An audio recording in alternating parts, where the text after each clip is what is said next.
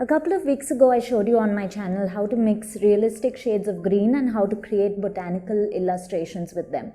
In today's video, we're going to be taking that one step forward, and I'm going to show you a few florals as well. So these were the first 5 that we created, and now we're going to do a second row down here where I show you 5 more botanicals. Hey, welcome back to the channel.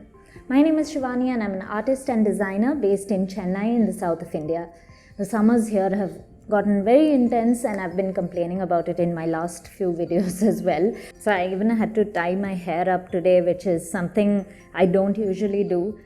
So compromises, I guess, because I'm just sweating so much. It's crazy. I don't even know what to say at this point. Anyway, as I promised, we're going to learn 5 more botanicals and let's get started. So I've got my sheet here in front of me. I'll be painting the second row under the 5 botanicals. I've got my Winsor & Newton paints, a couple of ceramic palettes. I'm using one that is the same one I used last time. I've got my jar of water here and I'm using a Princeton size 4 round brush for these paintings. And of course, I'll also keep a waste cloth next to me. So for the first illustration, we're going to be painting a kind of daisy. So it's a white flower, and don't worry if you're not able to see what I'm painting at first too clearly because it's white on white paper. So I'll first take some permanent white onto my palette, and then I'll also take some burnt sienna. I'll start by lightly dipping my brush into the burnt sienna. We need just a very small amount of it. We're using predominantly white, but just adding a bit of color to it so that we're able to see better. And I'll start painting these teardrop shaped petals. So if you look at a daisy, it always looks like the petals are falling away from the center of the flower. That's what we're trying to create. I'll start by putting the tip of my brush on the paper and pressing it down into this teardrop shape and then lifting it up. We don't want to drag it into a point once again like we do with leaves. And I'll add some petals on the back, which are smaller because we're trying to make it look 3-dimensional, and that just looks like they're falling towards the back. I'll now add petals for a second flower. And this one I'm going to be painting it like it's not yet bloomed completely. So we're just going to show a few petals in the front of the flower falling downwards. I'm now just taking a bit more white on my brush and going over the petals once again. So the white mixed with the burnt sienna becomes like a kind of undertone, and then we're highlighting it more by adding more white. I've now got some primary yellow as well as permanent yellow deep on my palette, and I'm combining the two of them to create a color for the center of the flower. For the stem and the leaves, I'm using a green which I mixed up in the previous video about the botanicals which are painted on top here. So if you missed that video, I'm linking to it on the top of this video. You should definitely check it out. I'll use the tip of my brush to first create the stems, and then I'm adding these leaves to them which are kind of long and slender. I'll use the tip of my brush, press the belly down, and then lift it up to the tip once again.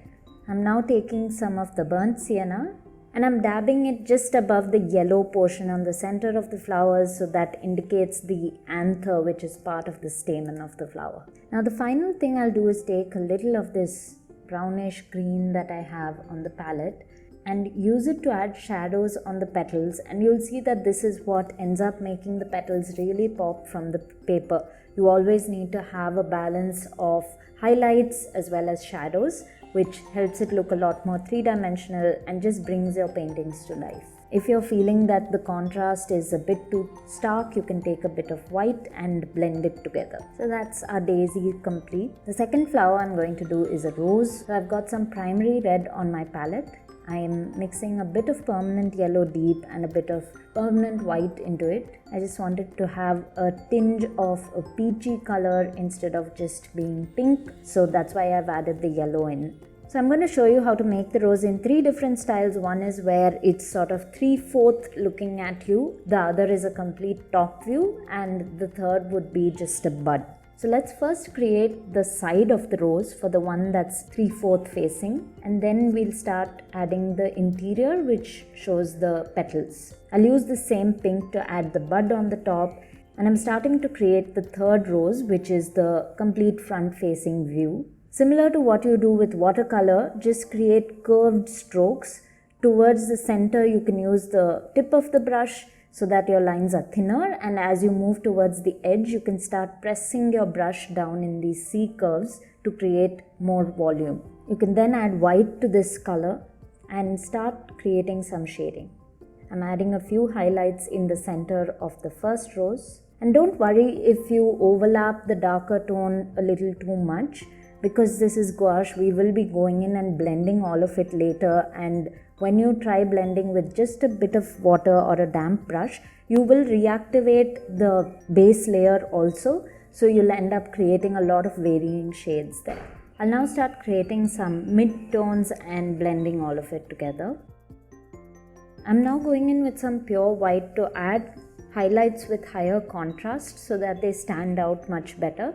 Be very careful, you don't want to add too much of this, just add a few highlights here and there. And I'm also adding a few highlights on the bud. I'm happy with the flowers now, so I'll move on to creating the stems and the leaves. I'm again using one of the greens that we mixed up last time. And again I'll start with the center stem. Roses have slightly wider leaves with these uneven edges, so that's what I'm trying to create. I'll add a few different leaves until I'm happy with how it looks as a composition.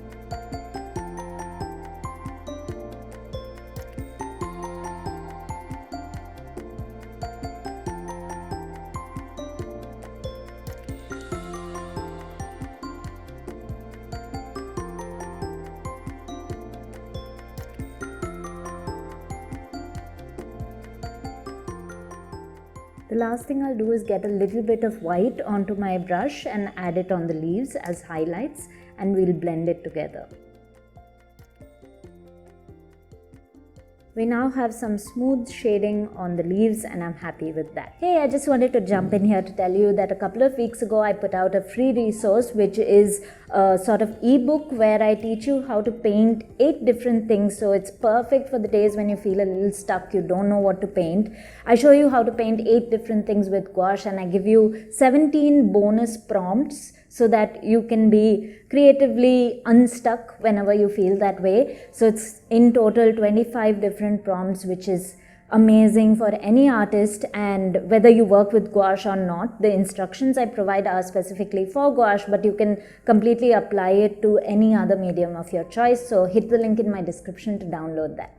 Okay, so the third one we're going to do is going to be something like berries. So we're not going to be adding leaves to this one, we're just going to be creating a few berries clustered together and adding branches to them. For this I'm mixing some turquoise blue with white, and I'm randomly scattering a few berries. When you're clustering multiple berries together, try for most of them to be in odd numbers rather than even numbers, because that just ends up looking a lot better as a composition. Otherwise our eyes tend to form patterns, and we don't want that happening in a composition. So it's okay to have them be in even numbers here and there, but as a general rule, try to have more of them being in odd numbers. I'm taking some burnt umber onto my palette, as well as some permanent green middle.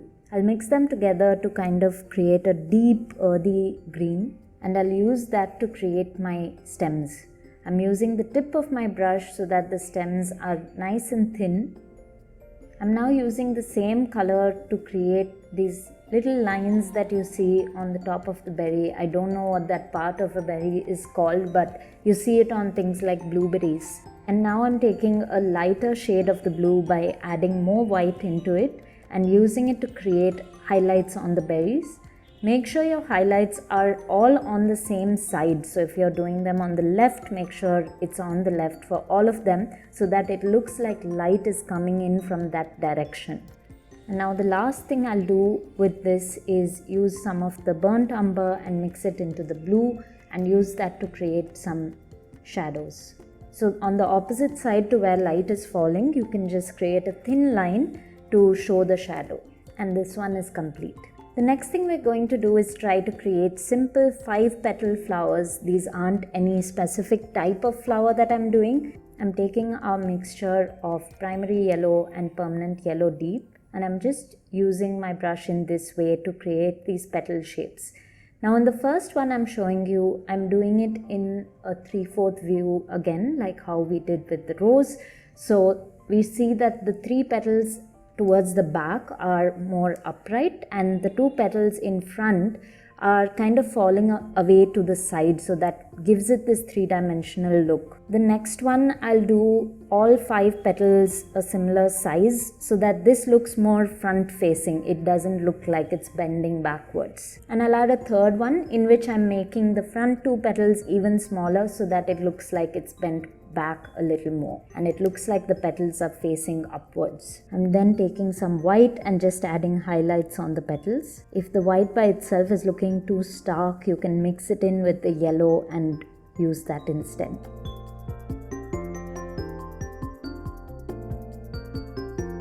I'm now mixing some burnt umber, burnt sienna and a bit of the yellow to create the centers of the flowers. So again, I'm using this kind of stippling technique and creating these short lines.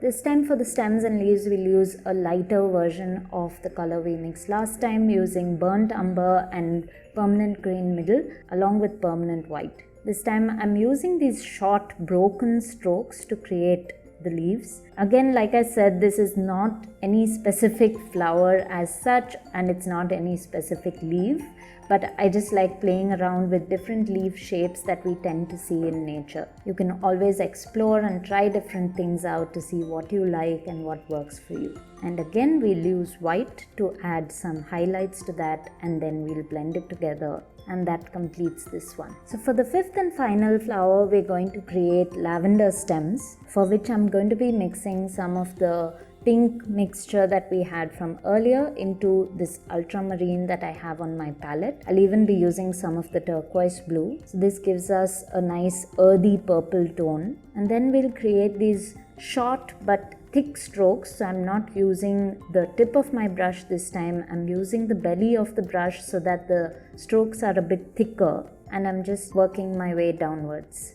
I'll create one more stem the same way. I'll then use some of the dark greenish brown to create the stems. I'm trying to show some of the stems through the gaps in the lavender flowers as well, but I'm noticing that it's not showing too well. So I think I may go in and correct the color of the stems later on. For now, let's mix up a lighter shade of the lavender and use it to create highlights. So in this case, I'm making more of the highlights on one side, but I'm not ignoring the other side completely. I'm adding some highlights on the other side as well so that it looks more natural, because there will be certain parts on the other side which are projecting and also get illuminated by the light source. So now I'm mixing up a lighter green tone to use for the stems because I wasn't too happy with the first one. I'll go over the stems once again, and I'll also add a few thin lines in between the lavender flowers, and this time it's showing a lot better.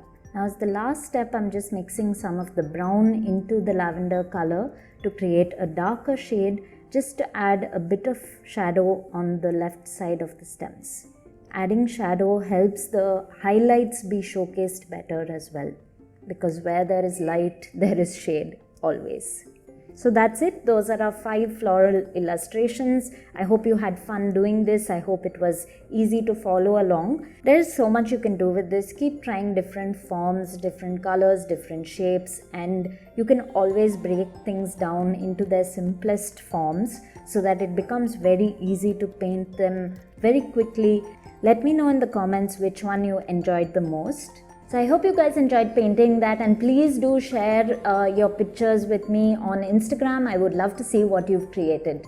Since you're here on my channel and since you've been watching my content, I assume that you're somebody who wants to learn to paint with gouache.